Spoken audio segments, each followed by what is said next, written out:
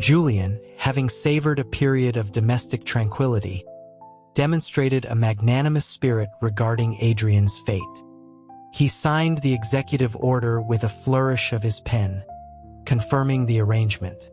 Leo was assigned to oversee the matter, with a full Secret Service detail from the Presidential Protective Division to handle the transport and security. The newly appointed head of the division was an old acquaintance, Kane. Leo was genuinely pleased to see him, a feeling of shared history bubbling up. After the sweeping political reforms had dismantled the old power structures, men like Kane had been forced back into the shadows of clandestine work.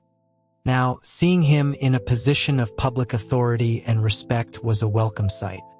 They had been through the crucible together, and the long absence made the reunion warmer.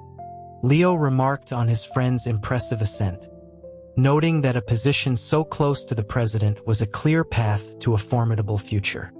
The PPD and the Uniform Division were staffed by the best from every federal and military branch in the country. But the more ceremonial details were often filled by the children of political dynasties and old money. For Kane to command the PPD, the most elite of them all, was a testament to the president's absolute trust in him. A rare smile touched Kane's habitually stern features as he offered a respectful nod. He acknowledged that Leo was a man of immense responsibilities and that he wouldn't have dared to impose, adding his gratitude for Leo's past assistance. After a brief exchange, Kane personally escorted Leo to his armored sedan before turning to command his agents to move out. The agents behind him, typically arrogant and dismissive, had been thoroughly humbled by their new, hard-nosed commander. Now, witnessing Kane's warm deference to the president's quiet and unassuming chief of staff, they silently revised their opinions and shelved any lingering contempt. Eleanor, though she had taken vows and retreated from the world, was still Adrian's biological mother. Protocol dictated Adrian be the one to see her. Leo arrived first at the fortified estate, retrieved Adrian from his custody, and, under heavy guard, they drove to the secluded convent where Eleanor now lived. He informed the abbess of their purpose, and she went to summon the woman now known as Sister Agnes. Given that both were, in a sense, high-profile prisoners of the state, Leo remained in the visitor's room to supervise the meeting. Agnes was slow to appear. Leo and Adrian sat in a sterile, silent room, the air thick with unspoken words. After a long moment, Adrian finally spoke, his voice low. He expressed his eternal gratitude for Leo's part in securing his relatively lenient sentence of house arrest in Montana, under the jurisdiction of Senator Sterling. Leo demurred, stating it was the president's decision, a reflection of his inherent kindness. He suggested that if Adrian were truly thankful, he should focus on appeasing Senator Sterling and live out his days quietly in Montana for the good of the nation. Adrian caught the subtle edge of resentment in Leo's tone, and a faint, knowing smile touched his lips. He inquired if Sterling had been causing trouble for Leo, offering to apologize on his behalf. He explained that Sterling had grown up isolated within the political machine, never learning how to properly connect with people, and asked Leo not to hold it against him. Leo let out a sharp, cold sound just as the curtain to the inner room was drawn back. A nun in a simple blue habit emerged. She was thin, her frame fragile beneath the plain cloth, her expression a mask of indifference. Her cheeks were hollowed, her thin lips pressed into a severe line. It was the former First Lady Eleanor. Though her body was wasted away, her spine remained ramrod straight, and her eyes, once veiled by political decorum, were now sharper and more piercing than ever. Adrian immediately fell to his knees on the cold stone floor before her. He greeted her as his mother and asked if she was well. Her response was a blade of ice. She questioned his presence, stating she had no desire to see him. A person of faith, she explained, severs all worldly ties. She told the visitor to leave. Adrian's face tightened, and he explained that he would soon be sent to Montana, likely never to see her again in this lifetime. He had come to say a final goodbye. A cruel laugh escaped her. She sneered at the idea that he still remembered she was his mother, lamenting her misfortune in having a son who would sell out his own family for a chance at survival, a son with no loyalty to his heritage or his father's memory. She then stepped forward, coughed, and spat a thick glob of phlegm onto Adrian's face. Adrian closed his eyes, not flinching, as hot tears streamed down his cheeks. The sight only intensified her disgust. She wondered aloud how his father could have sired such a spineless creature, one who would not avenge his father's political ruin, who defied his mother's will, and who bowed his head to live in disgrace, abandoning both his mother and sister. She spat that if she were him, she would have ended her own life long ago rather than continue to exist with such shame. Adrian's body trembled, his face turning an even paler shade of white. Eleanor turned to leave, showing no attachment to this final, desperate moment with her only son. Suddenly, Adrian's choked voice called out, "Mother!" She paused but did not turn back. Through his tears, Adrian asked if there was ever a time in her life when she had loved him as a son, rather than viewing him as a mere tool for her revenge. He wondered if her heart had ever held even a shred of natural, maternal compassion for him. Eleanor's figure remained frozen. Adrian's voice broke as he sobbed, recounting a childhood of relentless study, forced to hide his intelligence. Writing until late into the night only to be told he must appear less clever than Julian's oafish brother. Every day was a lesson in vengeance, in reclaiming their family's lost power. Forgetting a single line of text meant no food, a stinging ruler to his palms, or kneeling before his father's portrait to copy passages endlessly. He was forced to feign affection for the very uncle he was taught to despise. His mother would publicly send him treats and toys, but if he ate a little too much of something he enjoyed, a meal would be withheld. If he grew fond of a pet, a kitten or a puppy, it would be killed or disposed of in front of him. As he got older, any friendship with a staff member, male or female, would result in that person's immediate and brutal dismissal. His entire life, he wept, had been an act, a performance. He was haunted by nightmares of his true self being exposed. In the end, he no longer knew who he was supposed to be. He accused her of remembering only her grand scheme of revenge, her deep-seated hatred, without ever thinking to love her son, not even a little. Eleanor's voice, when she finally spoke, was sharp and cutting.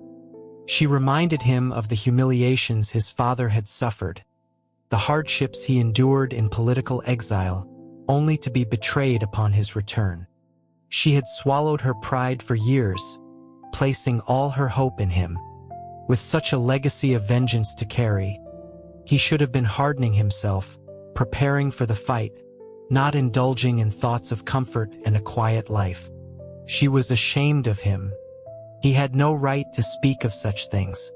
From now on, he should consider her dead. She had no son so lacking in ambition. Their bond, she declared, had been severed the day he collaborated with her enemies. With that, she walked briskly back into the inner chambers, leaving Adrian kneeling on the floor, motionless.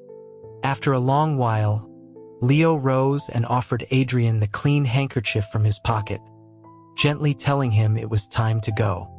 Adrian took it, wiped his face numbly, then turned toward the direction Eleanor had gone and bowed his head to the floor 3 times. He then stood up and walked out without another word. Leo followed, watching as the Secret Service agents closed in around him. As they walked out of the convent grounds toward the waiting car, Adrian suddenly paused, his gaze fixed on a spot beside the building.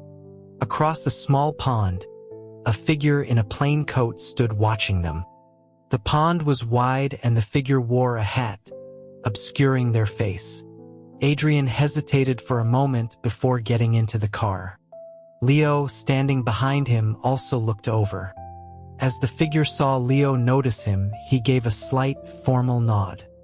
Leo recognized him immediately as Senator Sterling. A sense of alarm tightened in his chest. He turned to Kane and instructed him to raise the alert level and return to the city at once. Kane glanced in the direction of the figure and reassured Leo, explaining that the convent grounds were secure and that the local state troopers had reported Senator Sterling was in the area, merely observing from a distance. Leo nodded but reiterated his order to leave immediately. The journey back was blessedly uneventful. They returned Adrian safely to the custody of the federal marshals. After confirming that Adrian was calm and showed no signs of distress, and after giving a few final instructions to the guards, Leo left to make his report. Julian listened as Leo recounted the day's events, nodding and sighing. He remarked that Eleanor was a deeply calculating woman. He recalled a time in their childhood when Adrian had visited his mother's wing of the residence and had taken a liking to some chocolate chip cookies. He ate several with delight. Thinking he enjoyed them, Julian's mother made sure to have them again for his next visit. But Adrian refused to eat a single one. When she gently encouraged him, the young boy, not yet skilled in deception, looked as though he might cry. After that, she stopped offering him food when he visited. Eventually, she simply told her husband it would be better if the boy didn't come over, and to avoid any appearance of favoritism, she forbade her own sons from speaking to him much. Julian mused that Adrian had naturally gravitated toward his uncle Sterling, as he and his brother had been told to keep their distance. Leo considered that it was a small miracle Adrian hadn't grown into a complete monster under such an upbringing. Julian, seeing the contemplative look on Leo's face and not wanting him to dwell on such somber matters, changed the subject. He remarked that the affairs of powerful families were always a tangled mess, not worth unraveling. He did, however, share that his own father had once felt some genuine affection for Adrian. Years ago, he had selected a prosperous and secure corporate appointment for him, intending to send him far away from the capital to live a comfortable life, free from political maneuvering. But Eleanor had gone to the family matriarch, his grandmother, and after a tearful, dramatic scene, his grandmother had thrown a fit. The appointment was rescinded, and Adrian remained in the city. After that incident, Julian's father had washed his hands of Adrian's affairs completely. Leo observed that if Eleanor had possessed the wisdom and foresight of Julian's own late mother, Adrian's life might have been far more peaceful and content. A nostalgic look softened Julian's face at the mention of his mother. He reflected that Eleanor had always treated Adrian as a weapon for her revenge, so how could he possibly love or respect her in return? He quoted a saying that a mother's love is not given in expectation of repayment, and that a child's devotion to their mother is a natural, irreplaceable bond. His own sister, the governor, still asked where their mother had gone, and even his young nephew, surrounded by nannies and aides, still missed his mother. He trailed off, a look of apology crossing his face as he looked at Leo. Leo knew Julian was likely thinking of his own unknown origins. He smiled to diffuse the tension, saying that although he couldn't remember his mother, he'd heard it said that mothers are often the ones willing to sacrifice everything for their children. He agreed with the president that a mother's love was indeed irreplaceable. Julian reached out and took Leo's hand, admitting his thoughtlessness, having forgotten that Leo had been an orphan since childhood. Leo chuckled, dismissing it. He reasoned that life is rarely perfect, and one doesn't much miss what one has never had. Feeling a pang of guilt, Julian tried to make amends, promising a surprise for him in a few days. When Leo asked what it was, Julian just smiled, saying he'd know when he saw it and that it would surely make him happy. Leo, not being a particularly curious person, let it go. He changed the subject, mentioning he'd seen Kane and supposed that Julian had found suitable placements for all the former covert operatives. Julian confirmed this, explaining that it depended on their own wishes. Some took a severance package to find family or return to a quiet life. He then added that if Leo ever needed a security detail for any off-site business, he should simply contact Kane, who would arrange everything. Leo thought of Senator Sterling and nodded his assent. Julian felt a sense of deep satisfaction that Leo had accepted the offer without any protest about overstepping boundaries. He squeezed his hand, his thumb gently caressing Leo's palm. For a long moment he said nothing, then finally whispered that he would always be good to him. Within a few days, both Adrian and Senator Sterling had departed for Montana. With that chapter finally closed, a weight lifted from Leo's shoulders. His health improved, and his relationship with Julian was harmonious. So he found himself spending less time at his own apartment and more at the residence. His deputy was more than happy to cede back the duties that rightly belonged to the president's chief of staff. The work was familiar and came easily to Leo. As the chill of late winter gave way to the first signs of spring, the annual planning for the residence began. That day, the budgets from the 6 major administrative departments were delivered for Leo's review. Normally, his deputy would have already approved them, leaving Leo to give them a final glance. But his deputy was on leave, and Leo, with time on his hands, told the courier to bring the documents directly to him so the work could proceed without delay. He casually began flipping through the pages, but his eyes suddenly froze on a particular line item. After a moment, his voice was flat as he inquired about the significant budget allocations for renovations to 6 specific residences: the Coolidge, Truman, Harding, Kennedy, Johnson, and Eisenhower suites. The courier from the General Services Administration smiled obsequiously. He explained that the request had come from the Department of the Interior, following a verbal directive from the president himself. The Coolidge, Truman, and Harding suites were being repurposed for the surviving spouses of past administrations who had no children. The other 4, he elaborated, were being prepared for the new first ladies. With the official period of mourning for the previous president now over, it was no longer appropriate to delay appointing them. The president's private quarters couldn't remain empty forever. Influential figures in Congress had proposed that the president should first appoint the 4 senior cabinet secretaries' wives as official hostesses. The State Department had already submitted a list of candidates for his review. The formal announcement was expected after the spring memorial services. The suites had to be made ready immediately. The courier added that it was a good thing, as the original rumor was that a full roster of hostesses for every cabinet position was to be selected. That would have been an overwhelming amount of work. The president, however, had wisely decided to keep things simple for now. Leo felt a sharp, physical pain in his chest, as if something inside him had fractured and fallen away. Yet mingled with it was a strange sense of relief, the feeling of a long-dreaded event finally arriving. He didn't know how he managed to finish reviewing the documents. He thought with a cold detachment how, in all their recent time together, with him almost never leaving Julian's side, the president had still found opportunities to discuss this with his advisors, all without Leo suspecting a thing. In its own way, this was a profound courtesy, a testament to the president's affection for him. Yes, during his political campaigns, he had dismissed his female companions for Leo's sake. But back then he was just a candidate, his focus consumed by other ambitions. Those women with no official standing were unimportant. Times had changed. He was the president now, a man in his prime. How could the East Wing remain empty? The most senior woman in the administration was now the vice president. If Julian delayed appointing official hostesses, who would manage the social affairs of the nation? Who would preside over state dinners?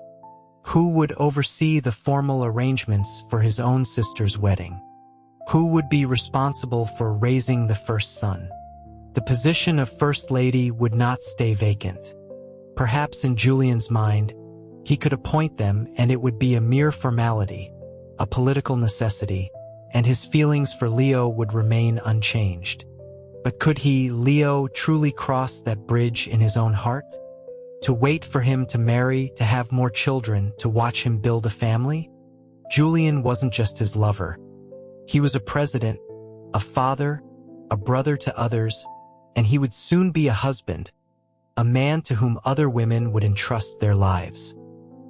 He had been blinded these past days by Julian's gentleness, his attentiveness. He had forgotten certain realities. Nearly every powerful leader in history had private relationships, dalliances that existed alongside their public lives with wives and families. Did any of them forsake their official duties for a secret lover? Julian himself had said that his son, having lost his mother so young, needed a maternal figure. He had likely already chosen a kind, respectable woman to raise the boy, and the continuation of a political dynasty could hardly be guaranteed by a single son, whose character was still unformed. In an age where even a common cold could be fatal for a child, what leader wouldn't ensure the line of succession by having half a dozen children? Sterling and Adrian had managed to find a way to be together. Now were he and Julian not just another pair, trapped in the gilded cage of the White House? The only difference was that Julian was the master, with far more choices. Looking back, Julian's extraordinarily lenient handling of Sterling and Adrian, his constant compromises and concessions in recent days, must have been a form of preemptive compensation. When would he finally tell him? The surprise he'd mentioned a few days ago. Surely it couldn't be this? No, more likely he would first shower him with more gifts, more tenderness, until Leo was so deeply submerged in this affection that he could never bear to leave. That evening, Julian approached Leo, his eyes bright with a smile. He announced he had something for him, pulling Leo close by the waist. He commented on how thin Leo had become, asking if he was fully recovered from his recent illness and needed to eat more. He produced a sleek, platinum watch, its face a deep, shimmering blue. The bezel was set with tiny, perfectly round diamonds that caught the light like stars. Julian personally fastened it around Leo's wrist, explaining it was a diplomatic gift that he'd seen earlier and felt was perfect for Leo, so he had intercepted it before it could be sent to the archives. Leo looked down at Julian's long, dexterous fingers securing the clasp. A wave of bitterness washed over him. These past few days, Julian had been showering him with gifts, rare books, antique fountain pens, custom cufflinks, all priceless. How could he have been so blind to this unusual behavior? He couldn't give him a title, a public place, so he was compensating with material things. Was that the message? Julian, seeing his bowed head and silence, was accustomed to his quiet nature.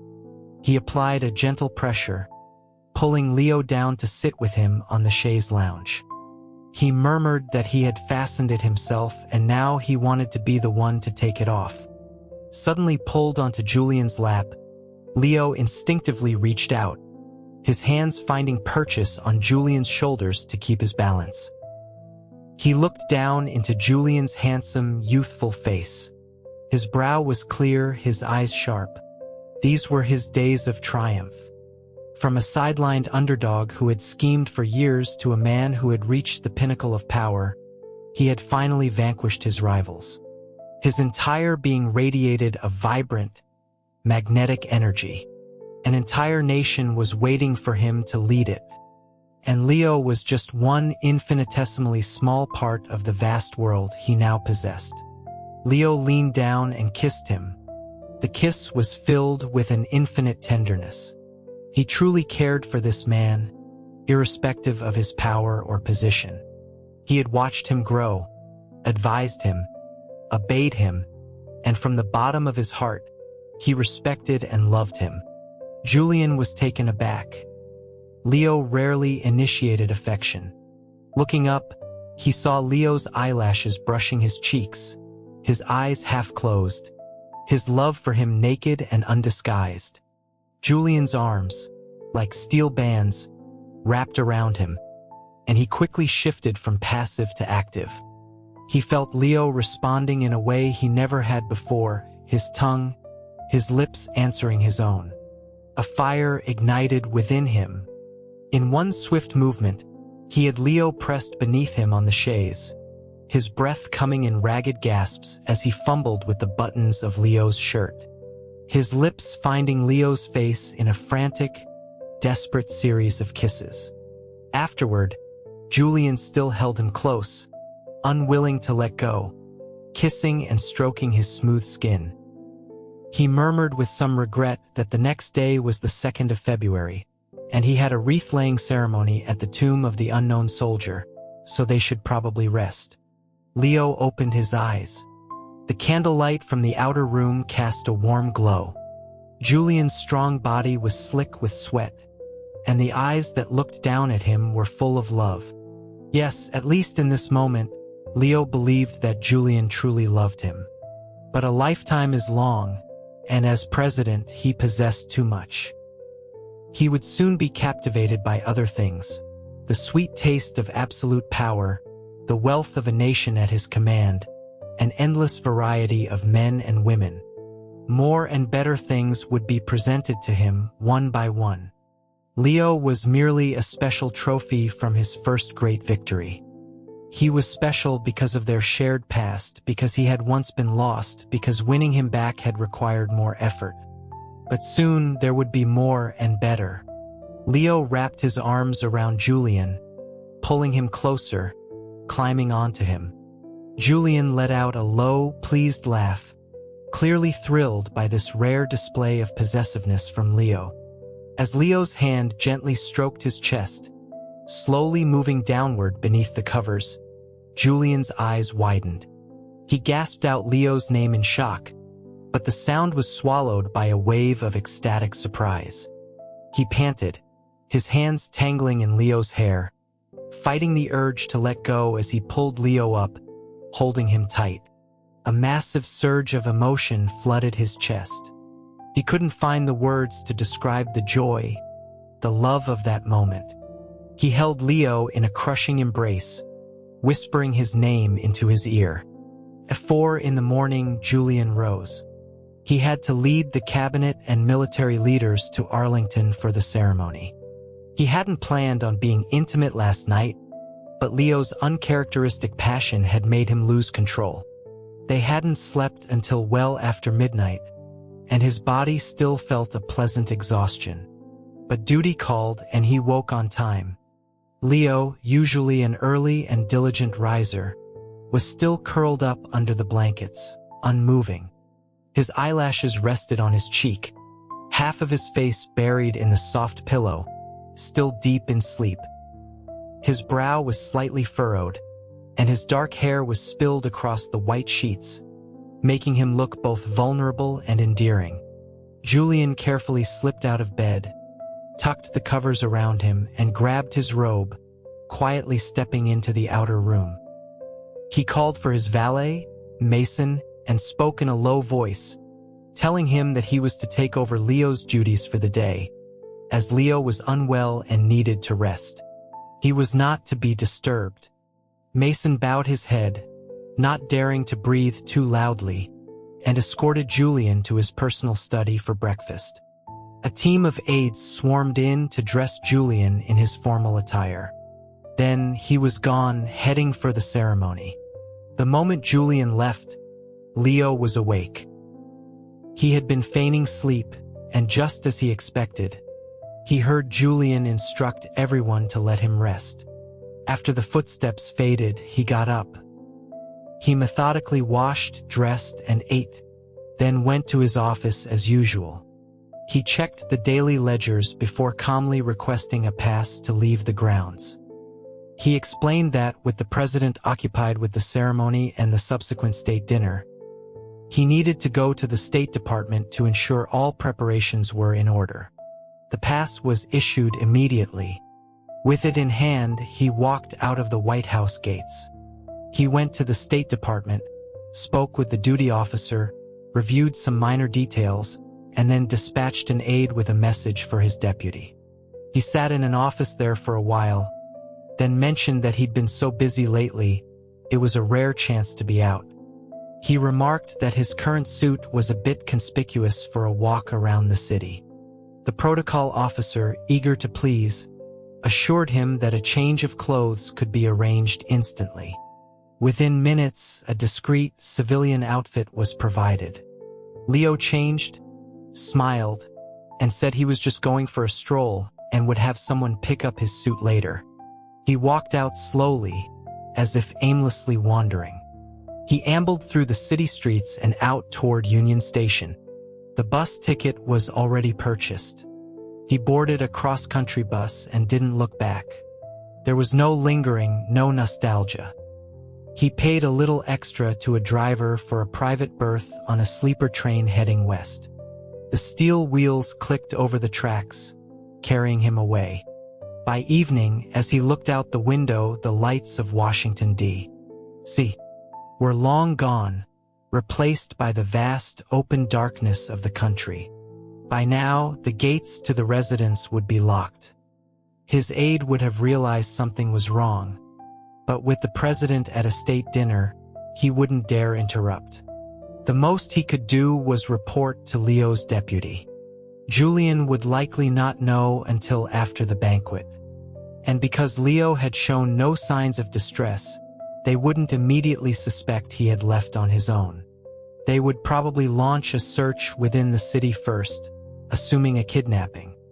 After all, he was the chief of staff to two administrations.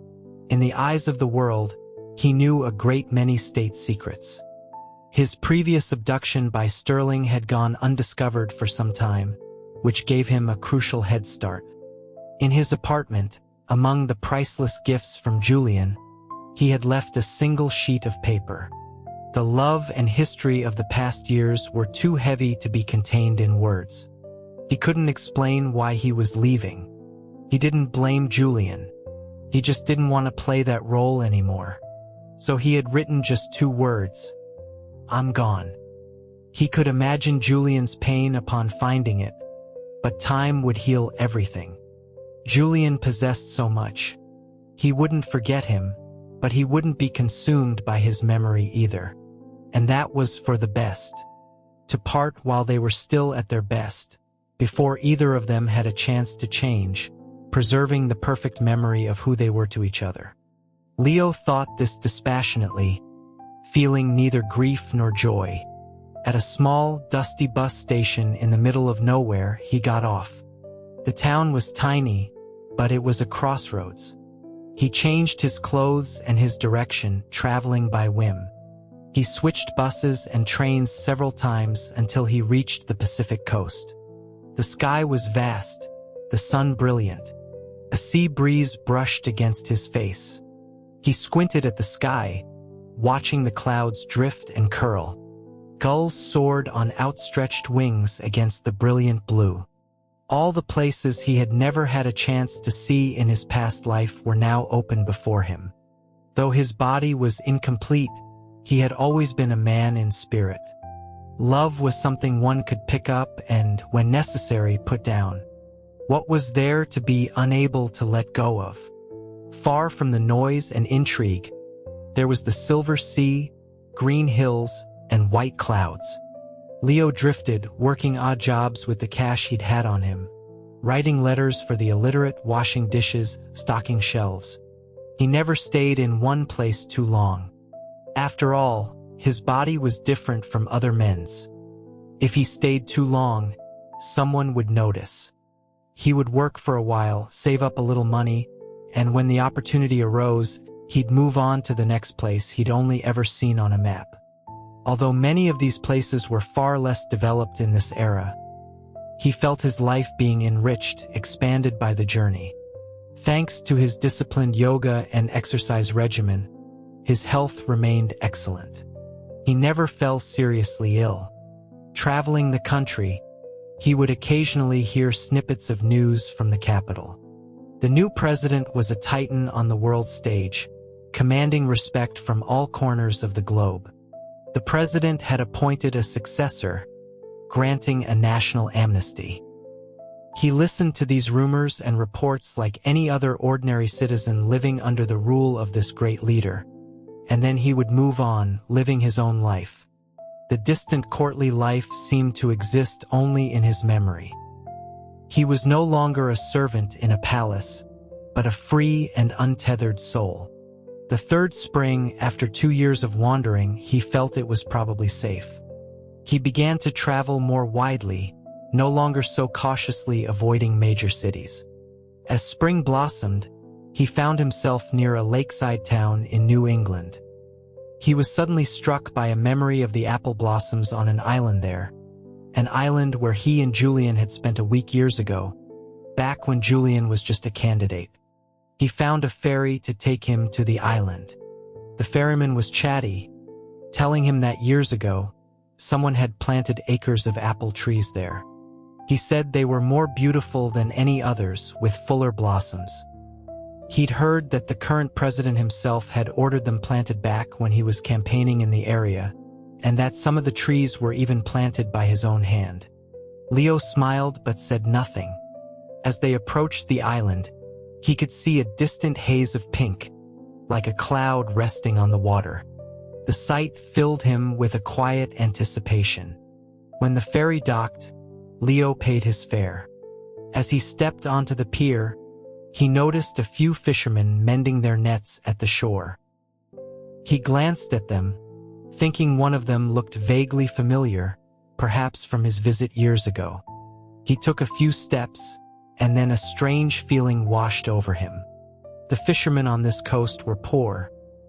Even in the cold, they would roll up their pant legs and work barefoot in the water to save their shoes. But several of these men were wearing boots beneath their rolled-up trousers. He suddenly spun around and called out to the ferryman to wait, saying he'd forgotten something and had to go back. The ferryman's first reaction was not to look at him, but to glance toward the fisherman on the shore. In that instant, Leo knew. Without a second thought, he ran toward the water's edge, away from the ferryman. The fishermen, seeing his move, dropped their nets and began to spread out, forming a circle to surround him. Leo reacted instantly, diving into the frigid water. With a powerful kick, he was already several yards away, swimming swiftly toward the opposite side of the island without looking back. A few of the men jumped into the water after him, but from the apple orchard on the shore, a dozen men in dark suits emerged. At their head was Cain. The ferryman approached him, his face a mask of guilt. Cain's expression was grim. He ordered his men to come back, not to pursue. An agent next to him, confused, argued that they could still catch him, that his stamina in the water couldn't possibly match theirs. One of the fishermen suggested they get in a boat and use tranquilizer darts. Cain's voice was like ice. "Idiot," he hissed. "The president wants him back unharmed. Not a single hair on his head is to be touched. The water is freezing. If you chase him now and he gets exhausted, he won't even dare to come ashore. If something happens to him out there, do you have any idea what will happen to you? And you want to use darts? You'll be dead before you know it. We had a plan. Once he was on the island, we were supposed to secure him. Who was it that got impatient and tipped our hand? 2 years of waiting wasted. He'll never come back here now. Get ready to face the president's wrath." One of the newer agents muttered his confusion. He couldn't understand why they were being so careful with a runaway aide. Even if he got a few bumps and bruises, They could bring him back alive and get him treated. Would the president really hold it against them? It had been 2 years. An opportunity like this wouldn't come again. They'd been stuck in this godforsaken place for so long. The agent hadn't finished his complaint before another, more experienced agent tugged his sleeve, gesturing for him to be quiet. He saw Kane glare at him with cold fury. "If he's unharmed," Kane said, "the worst that happens to us is we keep looking. If he is harmed, and it's because of our pursuit, you can expect to be fired and prosecuted." Behind Kane, the agents grumbled. One complained that this one runaway had them all stuck in this cold, miserable place for a year, eating nothing but fish until they were sick of it. They'd followed up on so many false leads, people who just looked similar. Now they finally find him and just let him go. It was maddening. The agent who had shushed him before patted his shoulder, whispering to keep it down.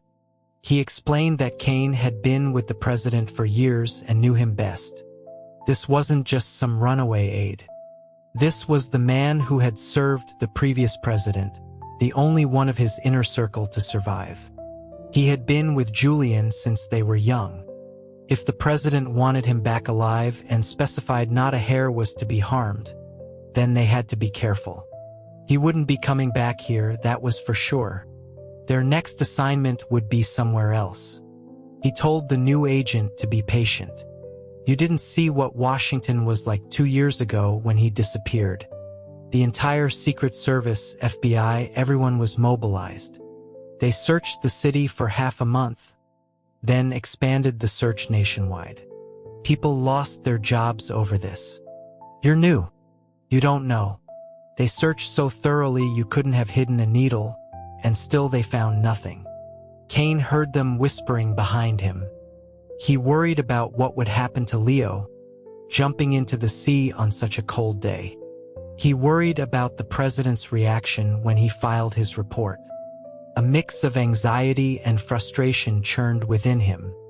He turned and barked an order to notify the Coast Guard to patrol the waters carefully for the next few days. Then he ordered his team back to the mainland to conduct a thorough search of the town, focusing on clinics, hotels, and fishermen's homes. The agents snapped to attention.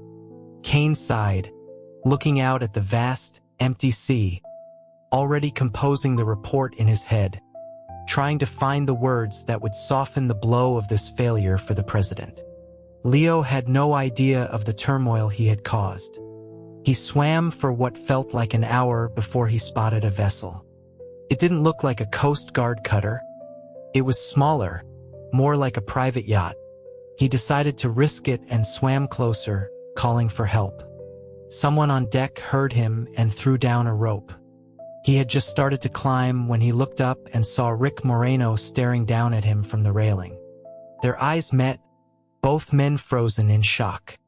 Rick's jaw dropped, his eyes wide. Leo's hand slipped, and he plunged back into the water with a splash. Rick was already shouting, his voice frantic, telling him not to go, promising he wouldn't tell anyone, begging him not to leave. Sweat beaded on his forehead as he stammered. Leo treaded water, looking up at him. Rick raised his hands in a gesture of surrender. He swore it was a complete coincidence, that he was just out for a sail. He promised the crew were his most trusted men and no one would talk. He urged him to get out of the freezing water, pointing out that his lips were already blue. He pleaded with him not to be stubborn. After a moment's thought, Leo grabbed the rope again and let the crew pull him aboard. Rick immediately wrapped his own heavy coat around him, shouting for ginger tea, dry clothes, and hot water. A small crowd of beautiful young assistants fluttered around, helping him and Rick into a cabin. Soon, hot water, clothes, and tea arrived. Leo stripped off his wet things, quickly washed with warm water, changed, and swallowed the pill Rick gave him.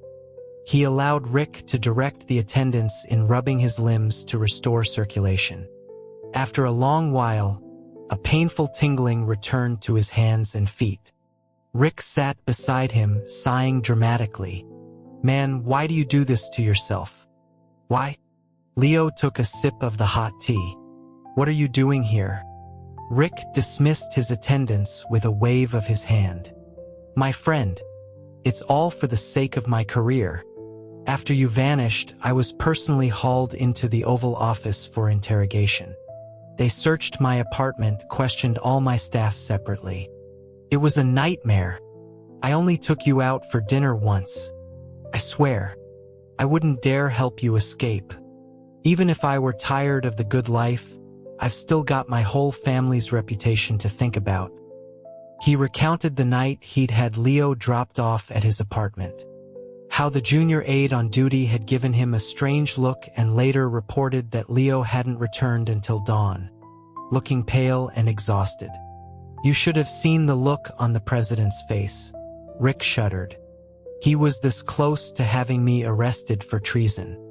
If it wasn't for the dozens of witnesses who could confirm I was at that dinner party until the very end, plus my staff's testimony, I'd be rotting in a black site somewhere.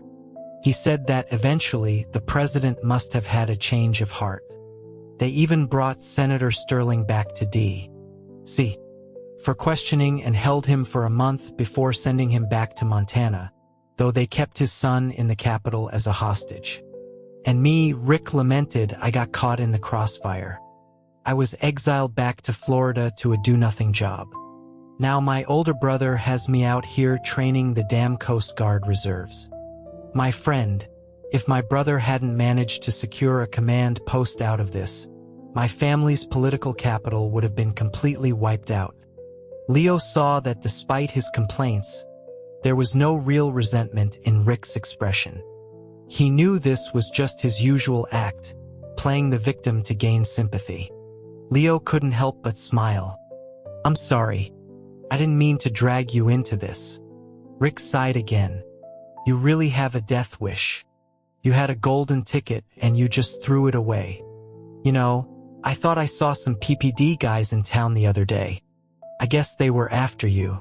He looked at Leo, his voice dropping. He still cares about you, you know. He's sent a lot of people to find you, but the orders are strict.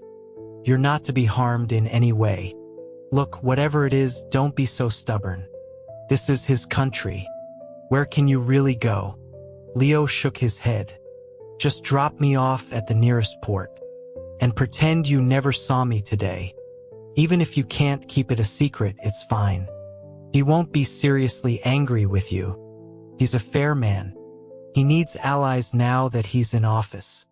He's using your brother, which means he's just benching you for a few years to teach you a lesson. Rick, seeing he was resolute, didn't press him further. Instead, he asked if he wanted to go abroad for a while, offering to arrange a boat. Leo shook his head. No, you can't hide something like that from him. He'll find the trail eventually. I'll just keep moving. If I don't even know where I'm going next, he'll have a harder time finding me. Just tell him not to look for me anymore. It's better if we just forget each other. Rick looked him up and down, noticing the sadness in his eyes, and it clicked. Wow, man. You really fell for him, didn't you? He paused. Yeah, it makes sense. After you left, all of D.C. was turned upside down. They investigated it as a kidnapping at first, but then the official investigation just stopped. But I heard all the security branches sent agents out looking for you. Leo was silent for a moment. Then he asked, is he doing okay? The president's health? Not my place to ask, Rick said. But he took a tour of the southern levees last year and fired a bunch of corrupt officials. They say he's really come into his own in the Oval Office, very decisive. He thought for a moment, a slight shiver running down his spine. You know, I don't blame you for running. I can't even imagine what it would be like to be in a relationship with him. That guy is ice cold. It's like trying to warm a statue. Uneasy lies the head that wears a crown, and all that. It must be terrifying to have a lover who could have you disappeared at any moment. With people like us, it's either a transaction, both sides getting what they need, or it's real feelings for real feelings. The worst is when one person is all in, and the other is holding back. He hesitated. For the last 2 years, there's been talk of him getting married, appointing a first lady. But it keeps getting pushed back. The State Department sends over lists, but he just ignores them. You don't think it's because of you, do you? He immediately laughed it off as a ridiculous idea. Nah, probably just too busy. There were floods, then droughts, then that hurricane season. It's been one crisis after another. Leo said nothing. Rick, seeing his spirits were low and fearing he'd get sick from the cold, told him to rest. He went out and gave strict orders to his crew to keep their mouths shut. He was, after all, from a family with underworld connections, and he had his ways of ensuring loyalty. That night, when they docked, Leo slipped off the boat alone and unnoticed. Rick pressed a wad of cash and a bag of supplies into his hands, watching him disappear once again into the vastness of the country, becoming just another anonymous speck in the crowd. Back in Washington, a report was delivered late at night to Julian, who sat stone-faced at his desk in the Oval Office. On the desk lay a cloth bundle. Inside were the items, waterlogged and then dried, that Leo had dropped in the ocean during his frantic escape. There was a handful of coins mixed with a few crumpled dollar bills, some candle stubs and a lighter, a water bottle half full of water. A piece of hardtack that was still stiff despite the soaking, and a few simple, patched-up items of clothing. A handkerchief washed so many times it was nearly white. A bottle of cheap pills, the kind you could buy at any pharmacy for a cold or an upset stomach. A small tin of ointment, which the White House physician identified as a remedy for frostbite and chapped skin. A laminated fake ID with the name Chris Linder. A few charcoal pencils. And a small leather-bound notebook. The writing inside, thankfully protected by a plastic bag, was not detailed. It was a simple log of places passed through, with no personal reflections. Just dates and locations. Julian had gone through the items countless times, memorizing the scrawled words, but he couldn't connect these crude, simple objects with the man he remembered. 2 years had passed. He sometimes feared he was starting to forget him. He had always thought Leo hated him, but in this moment he was terrified. Terrified that Leo had drowned in the cold water. Terrified that he had fallen ill with no money for a doctor. Terrified that he had no money, no medicine, no dry clothes. Terrified that he would be discovered by local authorities, his true identity revealed, and he would be arrested or worse. He was so afraid he could barely sleep. But there was nothing he could do. In the dark night, he could hear the distant chime of a clock tower. He suddenly swept his arm across the desk, scattering the contents of the bundle. The cheap ceramic tin rolled off and shattered, the pills scattering across the floor. Julian felt his own heart crack apart. He thought with cold fury, "Leo, you had better pray I never find you." Leo, unaware that his lost belongings had been delivered to Julian, left New England as quickly as possible, heading southwest. He traveled into the mountains of Colorado and found a quiet, remote town to settle in. The town was simple, the people unpretentious. Passing a small brewery, he was drawn in by the unique, rich aroma of the beer. He saw a help wanted sign and went inside. The brewery, called the Laughing Spring, was run by an old couple and their young granddaughter. The owner, whom everyone called Henry, had lost his son and daughter-in-law years ago, leaving him to raise their 10-year-old granddaughter.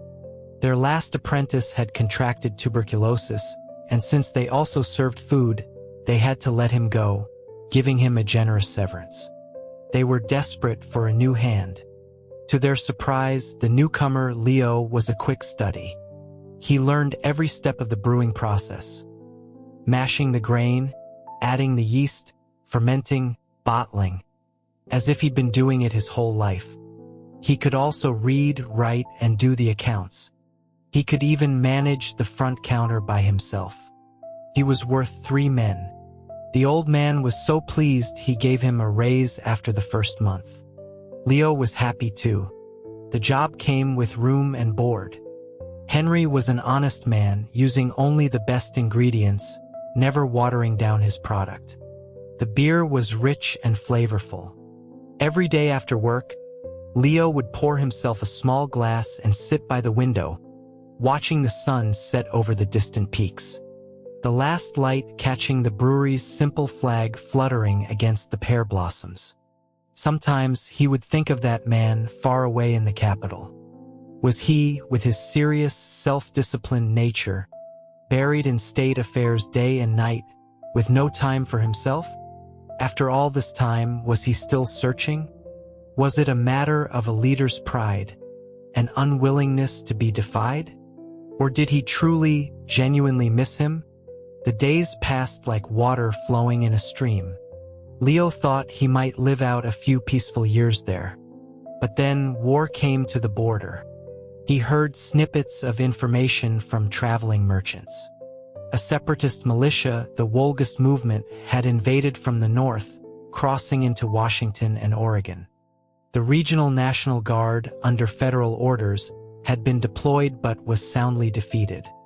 The president had federalized the Guard from neighboring states to assist, but the fighting was not going well.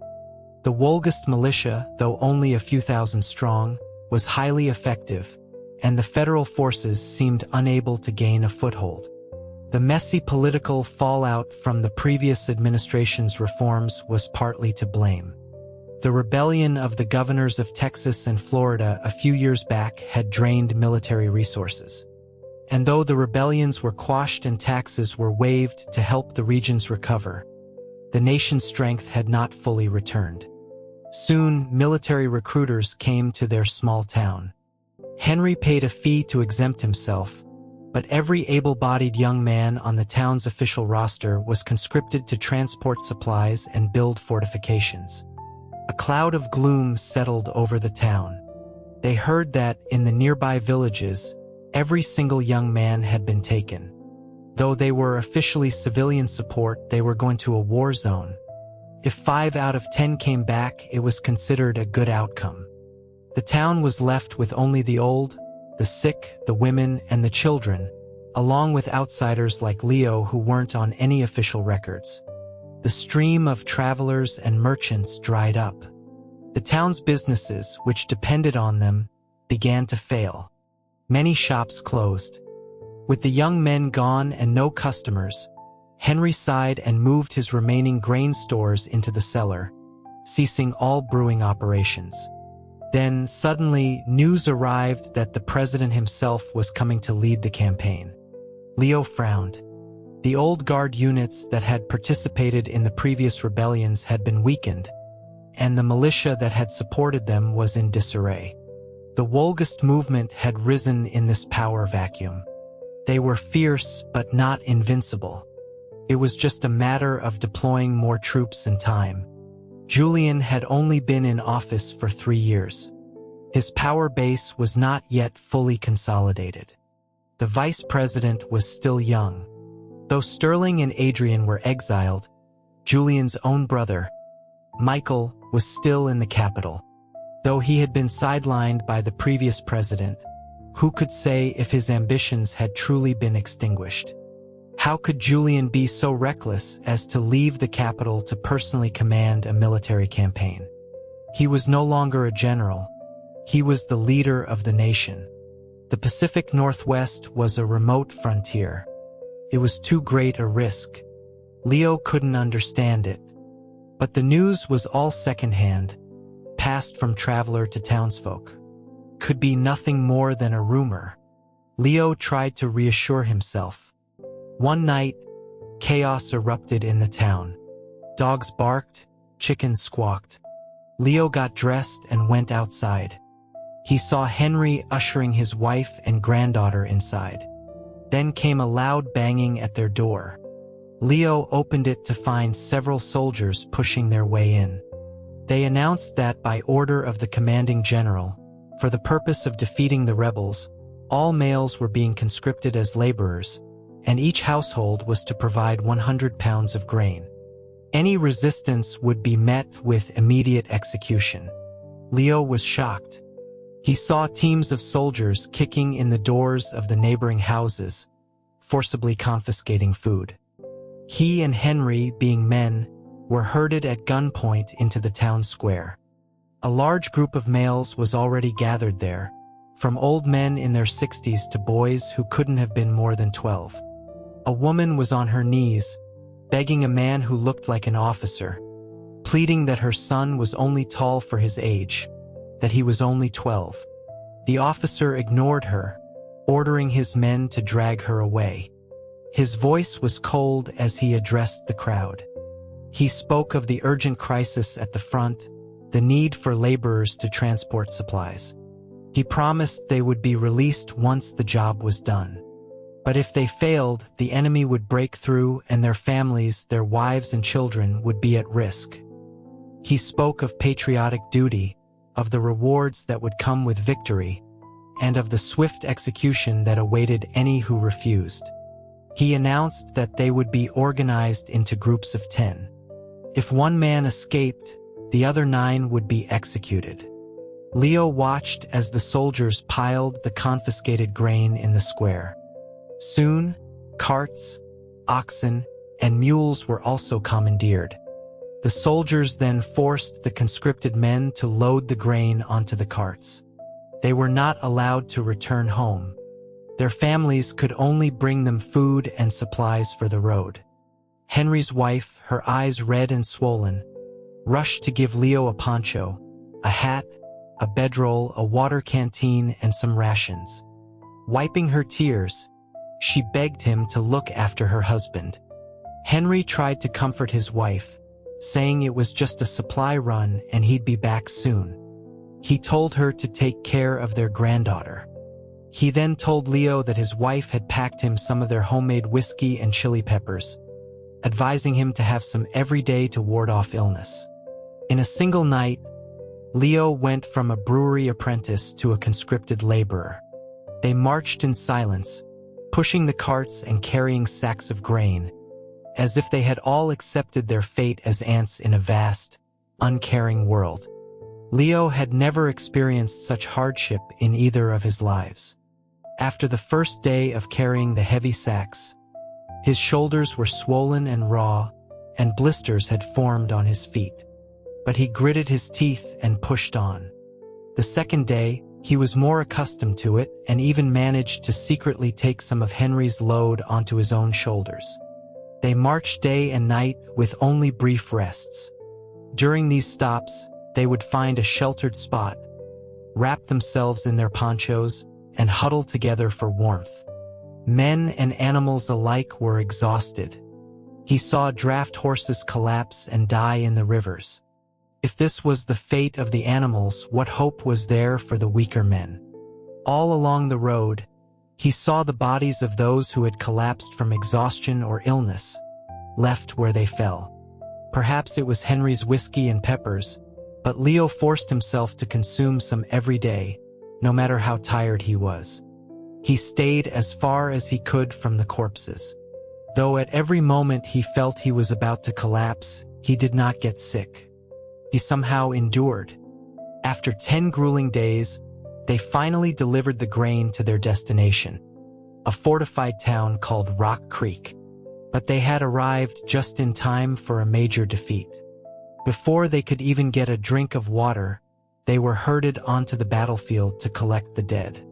Some of the men vomited at the sight of the mangled bodies, but they were forced to tread through the mud and blood, shooing away flies and crows, to move the corpses for burial and to carry the wounded back for treatment. The cleanup lasted late into the night. They were finally allowed a brief rest. To ensure they had the strength to work the next day digging trenches, they were given their first hot meal, a stew made from the meat of the dead horses from the battlefield. After a day of collecting bodies, no one had an appetite, but driven by hunger and the will to survive, they sat numbly by the fire, eating their dry rations and drinking the thin soup. Leo sat by the fire watching Henry. The old man's face was dark with grime. His hands trembled, and his eyes were sunken. He forced a smile for Leo. "If it's just collecting bodies, it's not so bad," he whispered. "The worst is when they make you carry arrows and rocks during a battle. That's when the bullets don't care who you are." Leo helped him drink a bowl of the hot soup. Henry could barely swallow. His body was still trembling. "I'm getting old," he wheezed. If I don't make it back and you do, promise me you'll look after my little girl. She's so young. I'll probably never see her get married." At this, the old man's tears began to flow uncontrollably. A rattling, sobbing sound came from his throat, his chest heaving violently. The other laborers around them paid no mind, eating and drinking with dead eyes. Leo supported him. In that moment, he spoke with solemn conviction. "If I make it back, I promise I will take care of your family." They were to start digging the trenches that very night. After only an hour of rest, they were roused by the soldiers. But perhaps Henry's fear had been a premonition. That night, Rock Creek was hit by a surprise attack, and the laborers working outside the walls became the first casualties. In the pitch-dark night, torches were placed along the line of the new trench. Hundreds of laborers dug under the watch of the soldiers. Suddenly, a group of cavalry appeared as if from the depths of hell itself. The soldiers saw them and raised their horns to sound the alarm, but they were cut down by silent, flashing blades. Still, someone managed to blow a horn. This piercing shriek tore through the night. Ambush! Leo saw a dense wave of cavalry, the hooves of their horses wrapped in cloth. He knew this was a meticulously planned stealth attack. The laborers immediately dove for cover in the darkness, but they could not escape the random, senseless slaughter. It was as if the smell of blood had excited these demons. Though they were facing unarmed civilians, the cavalry rode through them like wolves in a sheepfold, cutting them down without mercy. The air was filled with the screams and pleas of the dying. Leo experienced the most terrifying moment of his life. A curved blade swung at him in the darkness. He dodged, remembering the layout of the hillside he had seen during the day. He dove and rolled down the slope, away from the torchlight, finding a small depression to hide in.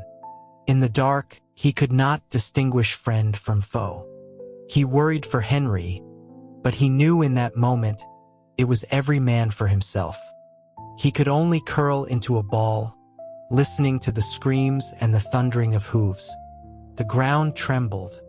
The garrison from the nearby White River Pass had been alerted and was now engaging the enemy. The real battle had begun. The brutal, agonizing night passed.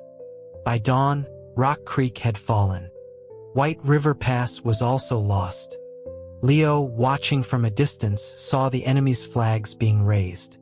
He knew they would be clearing the battlefield, so he did the opposite of what they would expect. He climbed higher into the hills, surviving on the dry rations he had with him. From his high vantage point, he watched as a steady stream of Wolga's soldiers entered the captured town. He silently counted their banners. In the days following the capture of this small town, a force of nearly 80 or 90,000 had moved in. More importantly, he recognized among their encampments the command tent of a general, meaning a high-ranking leader was commanding this army. From the discipline and size of the force, it was clear this was no secondary unit. It looked like the main force of the Wolgast movement, led by the infamous Alaric himself. This was wrong. Leo remembered hearing the soldiers talk. Alaric's main army was supposed to be on a different front. engaging the local tribal militias who were allied with the government. That region was mountainous and difficult, but the local tribes were not entirely loyal to the federal government. They could be easily swayed to switch sides if the tide turned. Recent military reports had even confirmed that another major town had been taken by Alaric's main force. Yet here he was, having taken this town in a single night. If the intelligence was wrong, then the main federal army was likely heading in the wrong direction. In this era of slow communication, by the time they realized their mistake and rerouted, the enemy could push straight through the heartland. The capital itself could be in danger. A cold sweat broke out on Leo's skin. He waited for nightfall, then descended the mountain. He estimated the direction and ran toward the nearest military installation. After days of walking, he finally reached the small outpost at Green Creek and gave a detailed report of everything he had seen. The commanding officer, realizing the gravity of the situation, did not dare to ignore it. He sent an urgent dispatch by the fastest courier to the main command in Denver, and to ensure the accuracy of the report, he sent Leo along with it. At that time, Leo had no way of knowing that the widely publicized presidential campaign was a feint. Julian, with a hand-picked force of 5,000 elite soldiers, had already quietly arrived in Denver. The entire regional military command and all local officials had been ordered to assemble there, awaiting his command. At that very moment, Julian was sitting in his command tent, looking at the urgent intelligence report about Alaric's main force having taken Rock Creek. A seed of doubt had been planted. His long fingers tapped on the military map. He questioned how a conscripted civilian, who had miraculously survived such a brutal attack, wouldn't have immediately run for home. Why would he run for miles to report intelligence? When disaster strikes, Julian mused aloud to his generals, the common man doesn't care who is president. He cares about saving his own skin. And you believe his story of patriotism? He pointed to the report. And how does a common laborer have such a clear and articulate understanding of military strength, accents, banners, weaponry, and command structures? Our own intelligence just confirmed Alaric took another town. How could his main force appear at Rock Creek overnight? If this is a trap to lure our main force west, Alaric could slip through our lines and the door to the heartland would be wide open. He asked about the informant's accent. General Huang, the officer who had personally debriefed Leo, was now standing before the president, his heart pounding. He stammered that the man sounded like he was from the capital, that he had claimed to have lived there for a while as an apprentice before moving west. Julian gave a cold, dismissive laugh. The story was full of holes. He had no time for a detailed investigation now, but he posed the question again. What if it was a ruse to draw them out? Sweat beaded on General Huang's forehead. This young president was no armchair general. He had real combat experience and was not easily fooled. Seeing the cold, hard look in his eyes, the general bowed his head. Your Excellency is wise. I have been negligent. I will go and interrogate him more thoroughly at once. Julian grunted but said nothing more. That night, in the command tent, Julian laid out his plans for the next day's movements. Seeing General Huang, he remembered the informant and asked what he had learned. Huang reported that the man was indeed suspicious. They had used enhanced interrogation techniques, and he had passed out without revealing anything. But he was physically weak, and the general had ordered the medics to keep him alive so they could get a confession. A search of his person had revealed the most suspicious detail of all. The man had been castrated. Julian had been listening with detached interest, convinced the man was a spy. But at the last sentence, something in his mind clicked. His blood ran cold. What did you say? He demanded. Huang, continuing, said it was highly unusual and suggested the people behind him were not ordinary. A tremor went through Julian's body. He shot to his feet. "Take me to him." In a haze of pain, drifting between consciousness and delirium, Leo felt a desperate, hellish thirst. He felt someone lift his head, feeding him water. But the liquid that entered his mouth was bitter medicine. In his daze, he thought he smelled a familiar, faint scent of sandalwood, Julian's scent. Then someone was touching his leg. A sharp, searing pain shot through his shin, and he cried out, trying to pull away, but he was held fast, his body pinned down. A more intense, blinding pain followed, a pain so severe it felt like it was splitting his skull. It shocked him fully awake, and he let out a sharp scream, fighting with all his might against his restraints. The arms holding him were like iron. He looked up, and his eyes met a pair of familiar, tormented ones. For a moment, they just stared at each other. Then the warmth in those eyes turned to ice. A voice, Julian's voice, said, "The doctor is setting your leg." The interrogation broke the bone. "If it's not set properly, you'll be a cripple for the rest of your life." It was as if he was still dreaming. Leo looked down and saw a military doctor wrapping his leg in a splint and bandages. The pain made his whole body tremble, and a ringing filled his ears. He forced himself to relax, to stop struggling. Julian held him the entire time, feeling the uncontrollable tremors racking his body. Only when the doctor was finished did he lay him back down on the cot and cover him with a blanket. Leo's face was ashen, and he had drifted back into a semi-conscious state, his lips still quivering with pain. Julian remembered seeing him that day, bound and beaten, crumpled on the floor of the interrogation cell, his face so white he looked dead. When he had picked him up, he was so light he felt like a bundle of bones. The despair that had seized him in that moment was absolute. He wanted to wipe the sweat from Leo's brow but pulled his hand back, a surge of anger rising within him. He's in this state and he still wouldn't come back. He stood up and left without a word. He was afraid he would lose control of the rage and violence churning inside him. But the man before him was so fragile he looked as if he would shatter at a touch. His body a canvas of new and old injuries, his legs a ruin. How had he ended up as the lowest of laborers? How had he survived forced marches and ambushes, only to travel hundreds of miles to deliver and then be treated as a spy and tortured by his own men?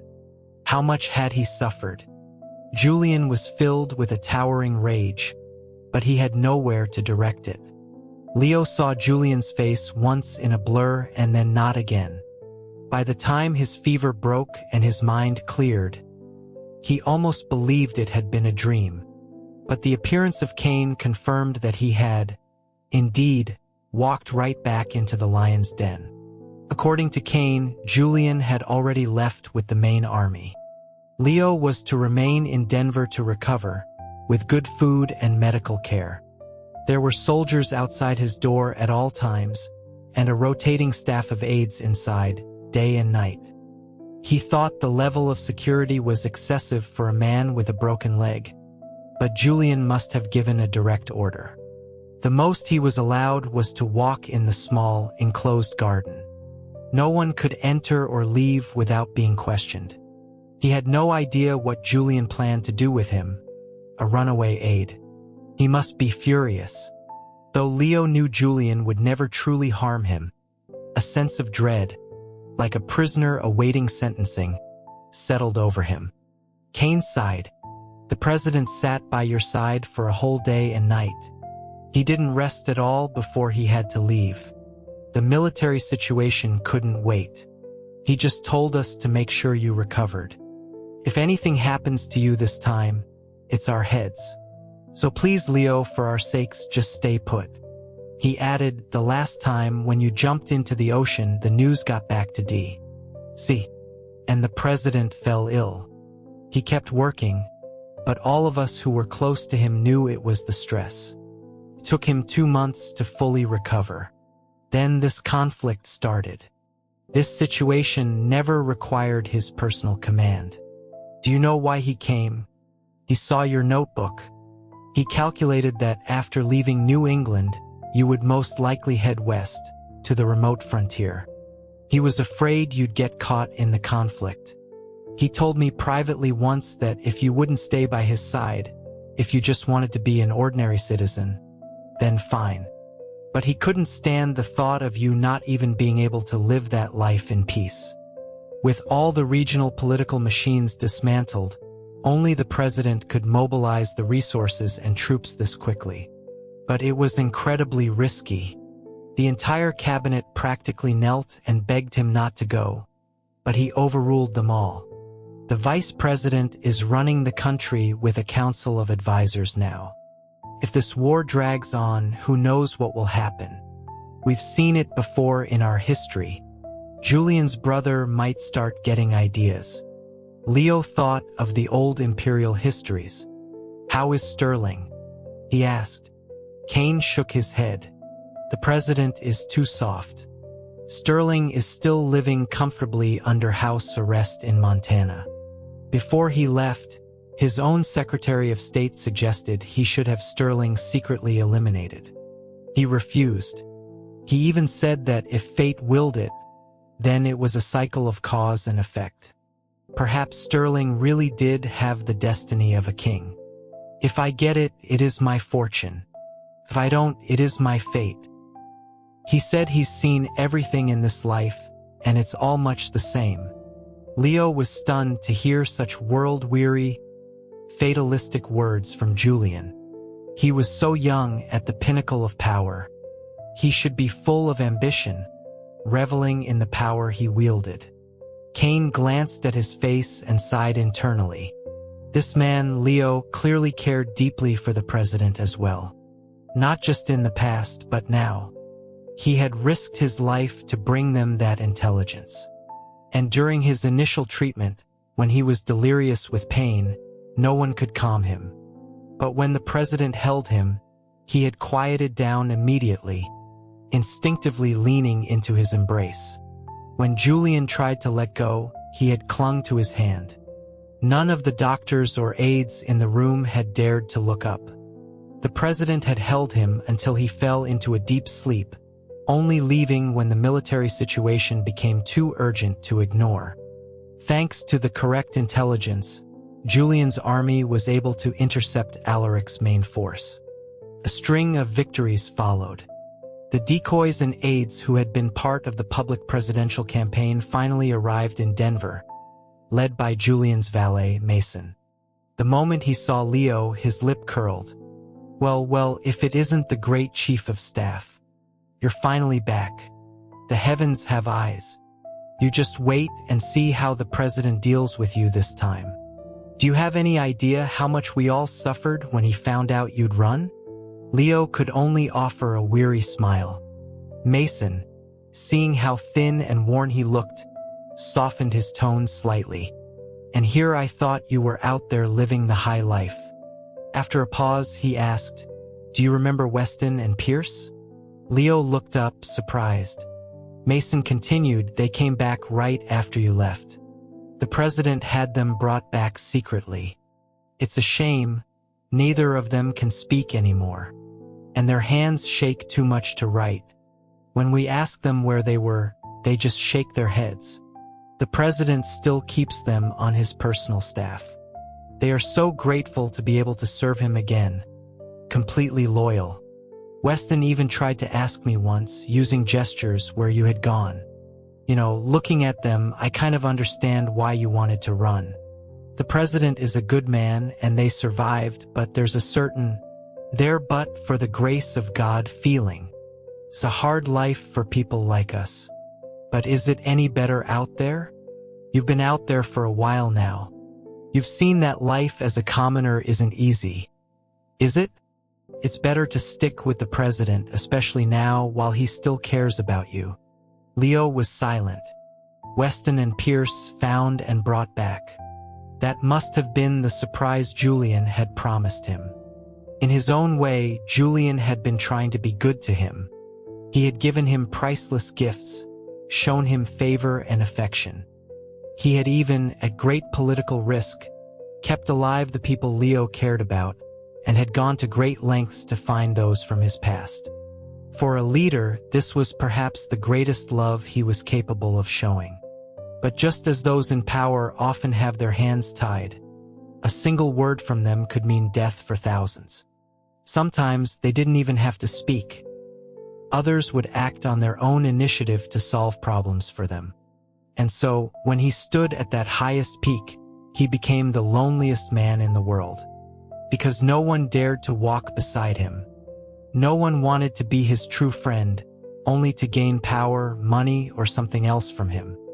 Who would dare ask an emperor for a love between equals?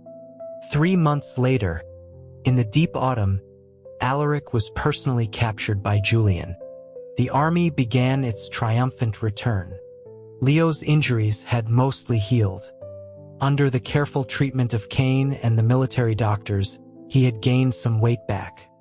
And his leg was strong enough for him to walk slowly, though he still couldn't run or stand for long periods. The day the victorious army passed through Denver, Leo braced himself for his sentence. Julian had undoubtedly been kept informed of his recovery. That evening, Julian came to his room. He said nothing, simply and directly stripping Leo bare and pressing him into the bed, demonstrating with raw physicality that 3 years had not diminished his desire for him in the slightest. The president had been on a military campaign for months, and his needs were apparently great. Leo felt like a pancake on a griddle, flipped and turned and ravaged until the early hours of the morning. His mind was a blank slate, a thick fog. His eyes were unfocused, capable only of helpless moans and sobs. He never even got a chance to speak. His mouth was either being kissed or filled with something else. Julian remained silent, his body expressing 3 years of accumulated frustration, fear, punishment, and the insecure joy of having him back. The presidential convoy stayed in Denver for only 1 night. The next day, it departed for the capital. Leo was in a deep, exhausted sleep when he was carried onto the president's personal vehicle. When he awoke, he was still wrapped in blankets, lying sideways on a soft couch. The president was sitting across from him in the spacious, armored vehicle, reading a book, not even glancing his way. He apparently had no intention of giving him any clothes. Leo struggled to sit up, wriggling halfway out of the blanket cocoon.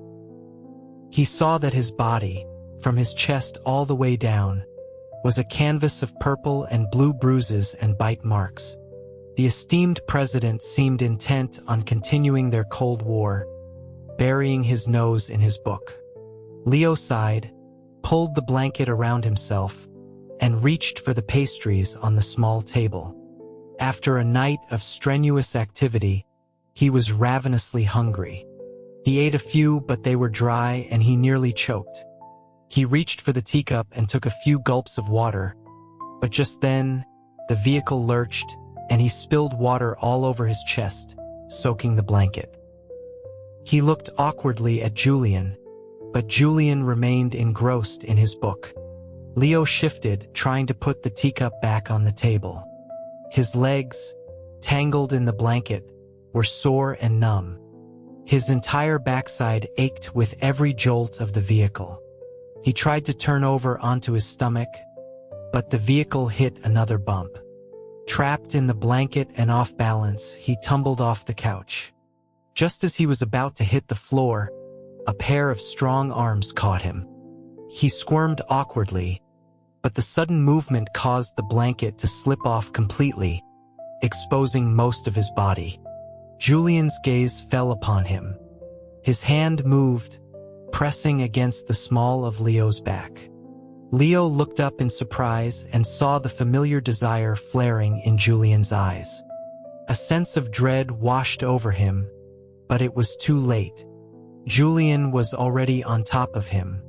That evening, when they stopped for the night, The local officials who had gathered to welcome them saw their brilliant and heroic president emerge from his vehicle carrying a figure completely swathed from head to toe in a heavy coat. He walked, expressionless, directly into the residence prepared for him.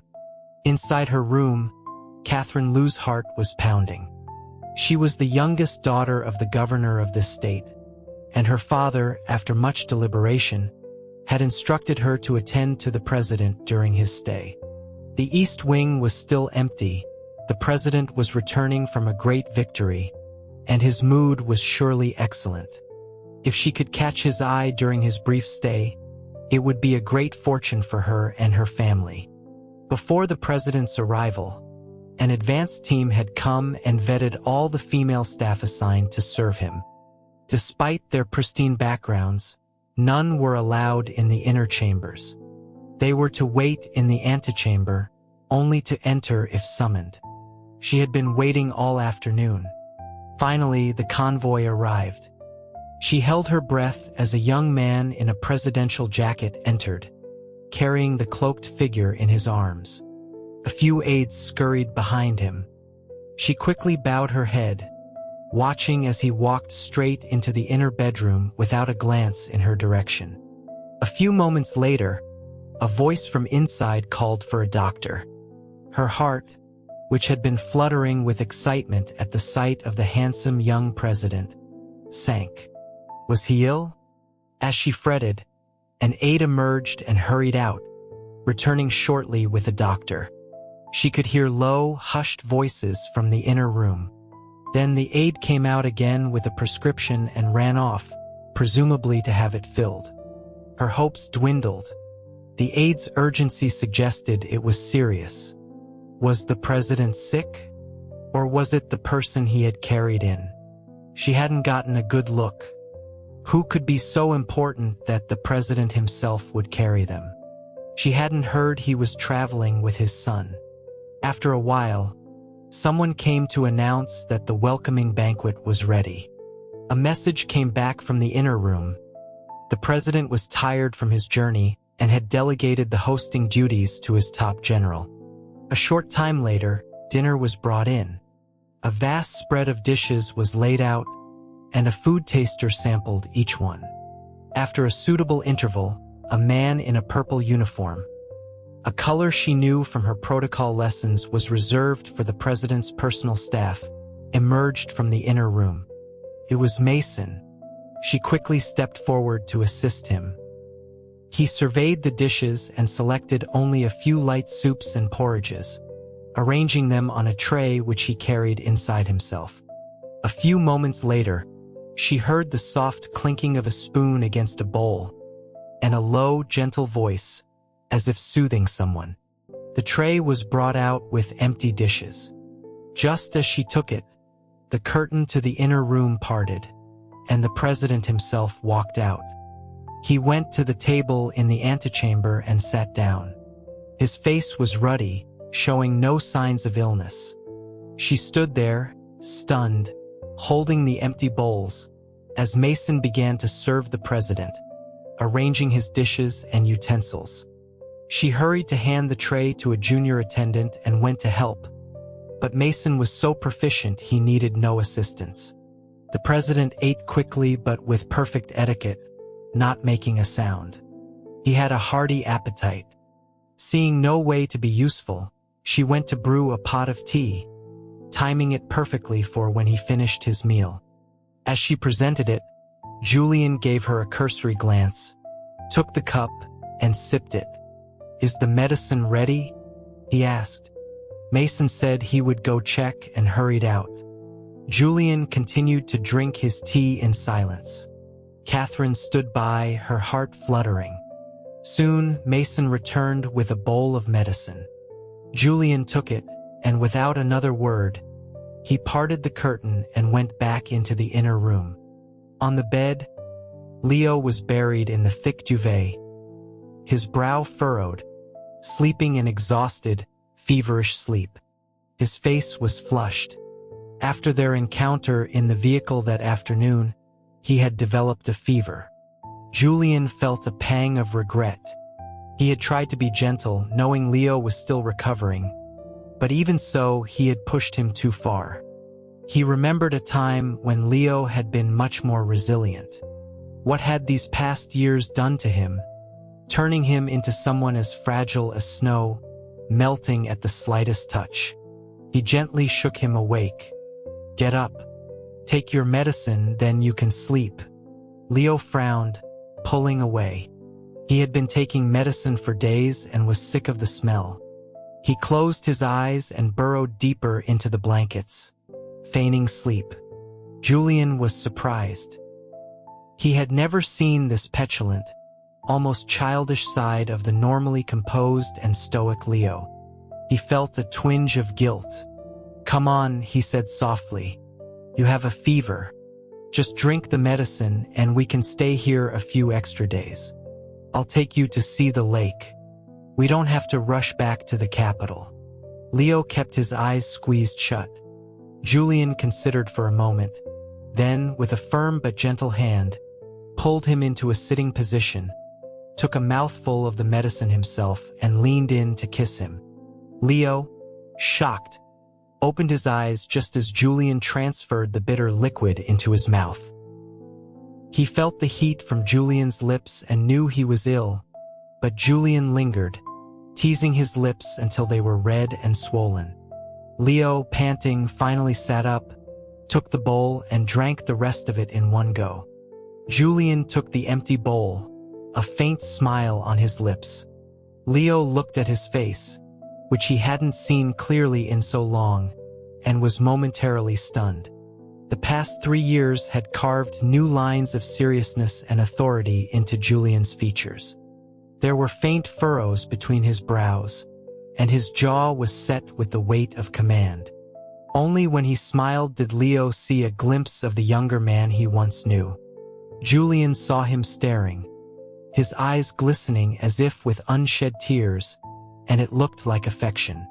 But he knew how heartless this man could be. So heartless that he could leave without a word, without a single reason. For 3 years, the question of why he had left had tormented him. But now, with the man right in front of him, he no longer wanted to ask. He simply asked, "Aren't you going to sleep some more?" Leo, coming back to himself, chose his words carefully. "Your Excellency, are you planning to take me back to the White House? I've been away for a long time. My knowledge of protocol is rusty. I'm afraid I would make mistakes in serving you. And if people ask where I've been all these years..." A loud crash echoed through the room. Julian had swept the entire tray of teacups and dishes from the table onto the floor. The room fell into a deathly silence. Outside, Catherine heard the crash and froze, her heart pounding. Then she saw the president storm out of the inner room, his face a mask of cold fury, the beaded curtains swinging wildly behind him. He stalked out of the residence, his jaw tight, his eyes like chips of ice, radiating a terrifying aura of menace. Mason scrambled to follow him. Back in the room, Leo looked at Mason with a bewildered expression. "I was just trying to ask about what would happen when we get back.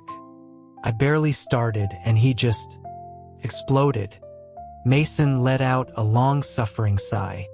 "Oh, Leo, can't you just let us have a moment's peace?" He then called in a team of aides who quickly and silently cleaned up the shattered porcelain before ushering Catherine and the other attendants out.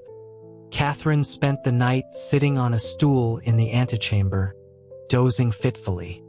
Just as dawn was breaking, the president returned. He walked past the sleeping attendants without a glance and went straight into the inner room. He found Leo asleep, breathing evenly, his face calm. He reached out and felt his forehead, then his neck, and was relieved to find the fever had broken. He looked at the infuriating man sleeping so peacefully and thought of his own sleepless, worried night, and felt like a fool. He stood there for a moment silently fuming. Mason, trailing behind him, quietly asked if he wanted breakfast. Julian glanced at the lightning sky. He wasn't scheduled for any public appearances that day. He shook his head, took off his coat, and said, "I'm going to get some more sleep." He then climbed into bed, pulled Leo into his arms, and closed his eyes. Mason retreated, completely exasperated. When Leo woke up, he was being held in a tight embrace. He opened his eyes to see Julian's sleeping face inches from his own.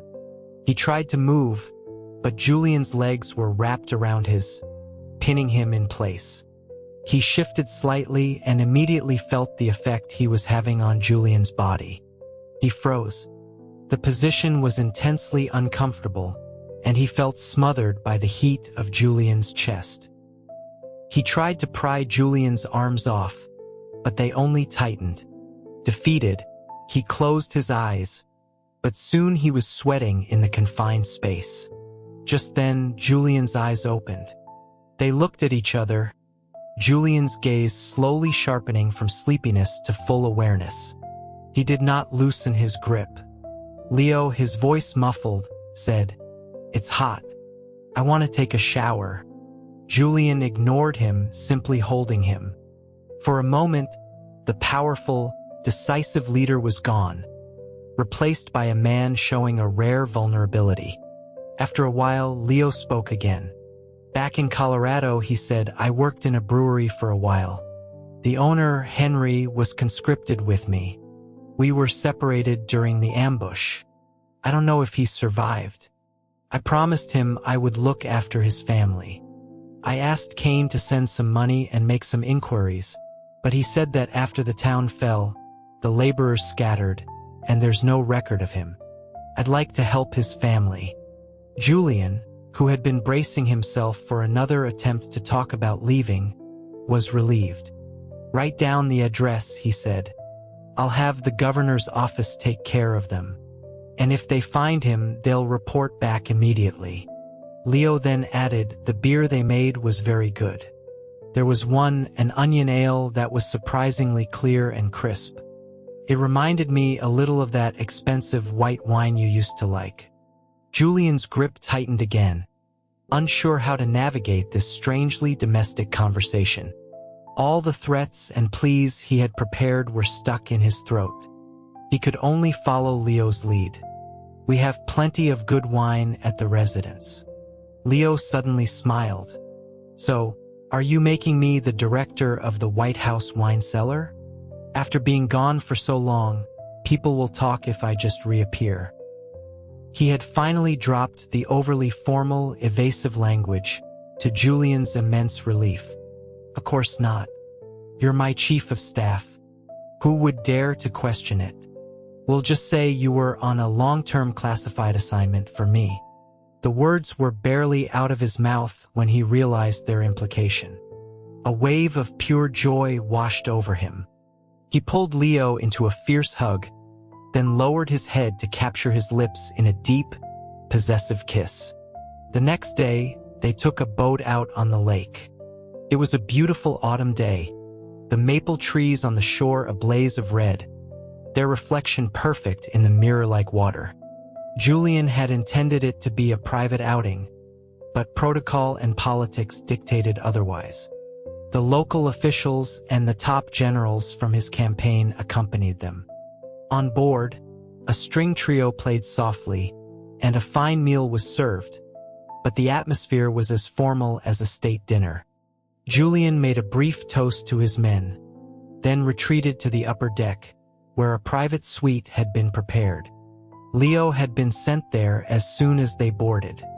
Julian found him leaning against the railing, looking out at the scenery. "What do you think?" Julian asked. The governor made it sound like paradise on earth. "Nice enough." Leo turned with a smile. "It's nice. A bit small, though. If you ever get a chance, you should see the Great Lakes. Now that is a truly vast and magnificent body of water." Julian, seeing him dressed in simple civilian clothes, looking healthier and more at peace, felt his heart settle. Their conversations these past few days had been calm and natural. But hearing him speak of other places still sparked a flicker of fear that he wanted to be out there. Not here. He pushed the thought away. Maybe someday, he said. Have you eaten? Leo nodded toward the small table. I had a bowl of soup. I was saving my appetite in case you didn't get a chance to eat properly down there. Julian's heart warmed. He sat down and Leo began to serve him, placing choice pieces of food on his plate. They talked about the local wines, about the strange concoctions Leo had encountered in his travels. The conversation was easy, comfortable. Suddenly, Mason appeared, reporting that local citizens, hearing the president was on the lake, had come in their own boats, bringing offerings of flowers, fish, and other local produce. The governor was requesting permission for the president to greet them. Julian looked out and saw a small flotilla of boats gathering, the people on board looking up with expressions of sincere devotion. Cain stepped forward, advising against it for security reasons. Leo chuckled. What could happen? This is obviously a piece of political theater arranged by the local officials. I guarantee you every one of those citizens has been vetted. It's a performance to show the people's love for their leader. They've gone to a lot of trouble. You should probably give them the satisfaction. Julian was amused. You certainly understand the ways of politics. Leo smiled. It's all part of the job, isn't it? The officials used their resources. It's only right that the president should play his part. It will make them happy. Julian laughed, stood up, and said, All right, I'll go make an appearance. At the very least, it will make the soldiers who fought with me feel like their efforts are appreciated by the people. He went out onto the main deck. A moment later, Leo heard a roar of "Long live the president." From outside, he smiled to himself. The script was always the same. He heard a soft knock at the cabin door. He opened it to find a man named Peter, a military attaché he knew from years ago, standing there, looking nervous. Leo was surprised. Peter, I didn't know you were on this campaign. Peter grabbed his arm, his voice urgent. There's no time. I know he's got you. Once you're back in D.C., you'll never get another chance like this. I arranged for the boats. I have one waiting. Go now. He pulled Leo toward a small service ladder leading to the lower deck. Don't worry, he'll never suspect it was me. Hurry. He was strong from his years in the military, and Leo, his legs still not fully healed, stumbled as Peter pushed him toward a small fishing boat tied alongside the yacht. A man in a fisherman's hat and coat sat inside, his face hidden. Just as Peter was about to shove him onto the boat, Leo grabbed the railing, steadying himself. Peter, you've misunderstood, he said. It's not what you think. Before he could finish, a loud thwack echoed beside them. An arrow was embedded deep in the ship's hull, inches from Peter's head. They both looked up. Standing on the top deck was Julian, a bow in his hand, another arrow nocked and ready. His face was a cold, furious mask. Behind him, Mason's face was white as a sheet. Cain and a team of agents were already swarming down the stairs, weapons drawn, surrounding them.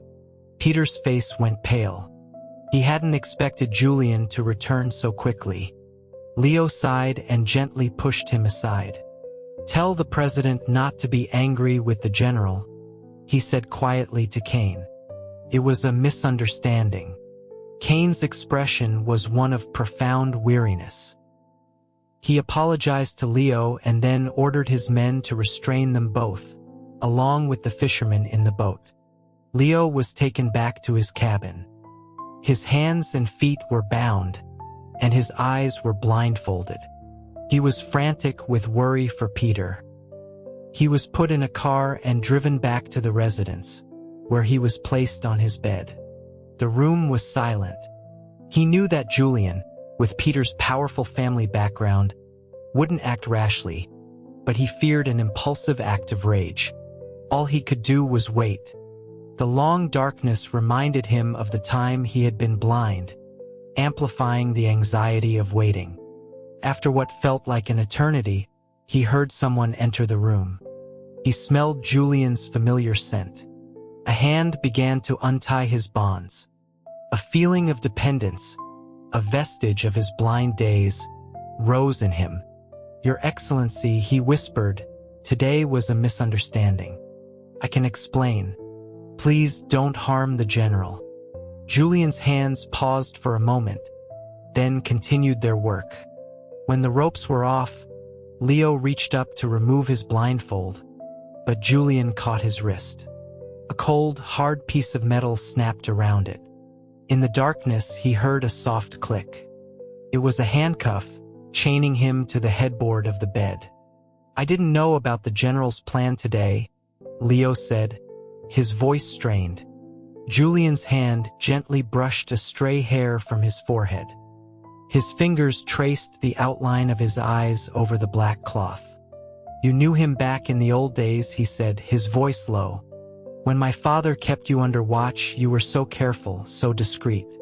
But you spoke up for him." Leo's head ached. "It's a matter of professional courtesy," he explained. "I owed him a favor. I didn't want to see his career ruined. He's a good man. He must have misunderstood my situation and acted on his own. Please, for his service to the country, don't be too hard on him." Julian's voice was still calm. His plan was very thorough. "I was supposed to spend more time with the citizens. But I saw Kane with them, and I felt uneasy. I made a brief appearance and came straight back. A moment later, your guard was gone. If I had been a minute later, you would have vanished again. Wouldn't you?" Leo tried to explain. "I didn't even know he was on the campaign. I haven't seen him in years. And why would I involve him? I didn't want to leave." Julian's hand moved down to gently touch Leo's lips. They were dry and chapped from a long afternoon of anxiety. He stood, retrieved a silver flask from the table, and tilted it to Leo's mouth. Leo, thinking it was water, opened his mouth, only to choke on the strong taste of whiskey. Julian wiped his chin with a handkerchief and continued to pour the liquor down his throat. When the flask was empty, Leo's face was flushed, and a thin sheen of sweat covered his forehead. Julian unbuttoned his shirt, his fingers tracing a scar on his shoulder. "How did you get this?" Leo, his head spinning from the whiskey, was still thinking about Peter. "What?" he asked, trying to buy time. "If you don't answer a single question truthfully," Julian said, his voice still soft but now laced with menace, "I will have General Peter given another 100 lashes." Leo flinched. "It's from when I was a laborer," he said, his voice low. "Carrying sacks of grain. Kept swelling and breaking open." Julian said nothing, his touch turning into a caress. "Your Excellency, the general's punishment is my responsibility," he began, but gasped as Julian's touch became more insistent. "I am asking the questions now," Julian said coolly. "You will answer." Leo gave a bitter laugh. "What do you want to ask?" Julian's hand slid down to his feet, which were now bare. "These feet, which I took such care of, what have you done to them?" His fingers gently probed a discolored patch on his shin, the lingering mark of the interrogation. "And this?" he asked, touching another scar. Leo answered honestly. "I saw a child fall into a river. I jumped in to save him. I got cut on a submerged log." Julian's voice was flat. "To save someone else. Do you know that most drowning victims don't die from the water, but from infections they get afterward?" Leo felt a chill.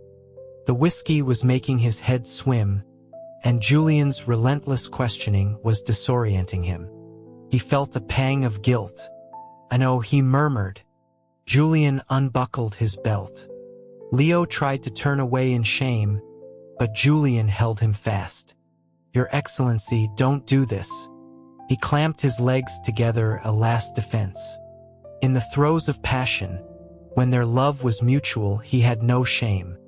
But now, in this cold, clinical interrogation, he could not bear to have his brokenness exposed to Julian's eyes. Julian saw the stark white of his face below the blindfold. His lips pressed into a thin line. His heart softened, and he almost gave up. But he steeled himself. "Why did you leave?" "I wasn't trying to leave. It was a misunderstanding." Julian's hand rested on his lower abdomen. "Not this time. The time from the White House." Leo pursed his lips, saying nothing. "Was it because I was going to appoint a first lady?" Julian asked. Leo turned his head away. Julian suddenly ripped his trousers off. Leo's lips trembled. He lay perfectly still, trying to preserve some shred of dignity, but his body was rigid with humiliation. He felt the black cloth over his eyes become damp with tears. A sharp pain lanced through Julian's heart, but he hardened his resolve, his hand covering the scarred, empty space between Leo's legs. He felt Leo's whole body jolt. His voice, when he finally spoke, was trembling with suppressed emotion. "Your Excellency, you know everything. Why do you have to ask?" Julian felt a tear fall from his own eye, but his voice remained steady. "I don't understand." Leo's teeth bit into his lower lip, drawing blood. Julian suddenly lowered his head. Leo's body arched in shock, his chained hand rattling against the headboard. Julian held him down, his tongue expertly, relentlessly stoking the embers of desire. Leo panted, the whiskey he'd drunk seeming to ignite in his veins. His skin was on fire. What was in that drink? He gasped. He struggled uselessly, his legs kicking, but Julian held him fast. He was losing the battle against the rising tide of lust. Finally, a broken, angry sob escaped him. "You bastard," he cursed, his voice thick with tears. "You're the president. Do you remember that? Is this what your parents died for, so you could debase yourself with a broken servant? What about your legacy? Your country? What are we doing?" Julian raised his head, his eyes wild. He saw that Leo was nearly delirious, that the drugged wine and his own brutal methods had finally shattered his defenses. He moved on top of him, his voice a feral growl. "It's you. You don't trust me. You cruel, heartless man." With his retreat, his escape, he had forced Julian to make a choice. This man was cruel to him, but even crueler to himself. And Julian, God help him, didn't know if he could be good enough, if he could ever make him happy. They were two wounded, furious creatures, tearing at each other, venting all their pain and fear, until they finally collapsed, exhausted, into each other's arms. When Leo woke again, his forehead was resting against Julian's chest. The blindfold was gone. His hand was still chained to the headboard, but the handcuff was not the cold steel of a prisoner's shackles. It was a gleaming golden cuff, inlaid with large, fine-quality rubies and engraved with intricate patterns. The gold chain was draped over his arm like an extravagant, decadent piece of jewelry. Leo stared at it, his mind replaying the chaos of the night before. He, who had always prided himself on his maturity and self-control, had been completely dismantled by Julian, step by step. The blindfold, the isolation, the handcuff, the psychological pressure using Peter, the interrogation, and finally the drugged wine. He had been utterly broken. Julian stirred, saw him looking at the golden chain, and flicked it with his finger, making it chime softly. "I had this made after they found you in Denver," he said. "I figured if you tried to run again, I'd put these on your hands and feet, keep you naked, and see how far you could get. Leo glared at him, but after the night's intimacy, his eyes were soft and languid, robbing the glare of any real menace. Julian leaned in and kissed him again. Leo turned his head away. "What will you do to General Peter?" Julian's tone was dismissive. "He won't be executed, but he can't go unpunished. He'll forfeit a year's salary and receive 50 lashes. Leo took a deep breath. Julian held him close. "This cannot go unpunished. Don't speak for him again." He knew the consequences. The fact that the punishment is limited to him alone is already a great mercy. For your sake. Leo knew Julian was truly angry this time and said nothing more. Julian unlocked the cuff from the headboard and tossed it aside. He held Leo tight. "Come back to the capital with me," he whispered. "We'll make it work. I won't appoint a first lady." Leo looked up at him, opened his mouth, but found he didn't know what to say. After a long moment he spoke, his voice low. "I wanted to try," he said, "to see if I really loved this person more than a life of freedom. To see if I could live a more meaningful life. To do something extraordinary in this strange world I found myself in." He had wandered this world, seen so much, met so many people, and he thought he should be happy. But when he saw this man again, the one who held his heart, he found he couldn't let go. Time had not diminished what was between them. Perhaps, if he loved with everything he had, just this once, he could receive the same unconditional trust and love in return. Maybe with this person it was worth a try. Julian brushed the hair from his face. "Then let's try," he said softly. "Let's try to see if I can truly keep this person safe and happy under my protection. Let's try to see if I can walk a different path from my father. I will protect the country he gave me.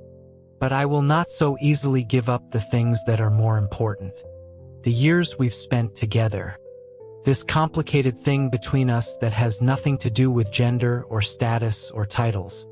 This one person who I can never, ever let go of." Outside, the morning light streamed into the room. Dust motes danced in the sunbeams, illuminating the space with a bright, clear light. The sky was just beginning to pale when the valets and maids, led by Mason, tiptoed into the president's bedroom. They moved with silent efficiency, bringing water, laying out clothes. Julian emerged from the bedroom, tying the belt of his silk robe. A team of aides descended upon him, dressing him in the complex, formal attire required for the day's full cabinet meeting. They worked without a sound. The president, too, was silent. It was an unspoken rule that they must not disturb the person who remained in the bed. Soon, Julian was dressed and went into the outer room for breakfast. Mason then quietly instructed the night valet to go and rest. As the valet was leaving, he heard the president's voice from the other room. "Why wasn't the oatmeal served this morning?" Mason hurried back in. "Mr. Leo sent word to the kitchen yesterday that he didn't want it for a while," he explained. The president scoffed. "He probably tasted the honey in it again. The kitchen is useless." "Fine. Have them make some yogurt with granola and a fruit smoothie, and have it sent up shortly. And tell the White House physician to come by for a wellness check. I think he's been sleeping too much lately. His back was sweaty last night." Mason nodded. "Is Your Excellency ready to depart for the cabinet meeting?" There was a pause from the other room, then the president's voice, continuing his train of thought. "The sea base they made the other day was good. He didn't realize it was fish. Have them make it again for lunch. And keep the soup light. He's not to leave the residence today, so don't let him oversleep and miss lunch. No dessert. Just some fresh berries." Mason smiled and relayed the orders. The president was heading to work. The young valet who had been so smitten with him went back to her room, collapsed onto her bed and began to cry softly. Julian, however, was completely oblivious to the trail of broken hearts he left in his wake. After a satisfying night, he was full of energy, ready to face the day. After the cabinet meeting, he spent the afternoon in the Oval Office, dealing with affairs of state. The crisp autumn air carried the scent of late-blooming roses through the open window. A group of academics was waiting in the rose garden to be received.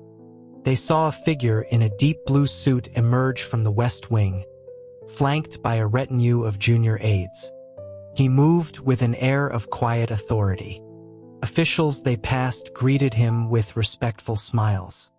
The man, however, merely nodded, his expression serene, as he walked toward them.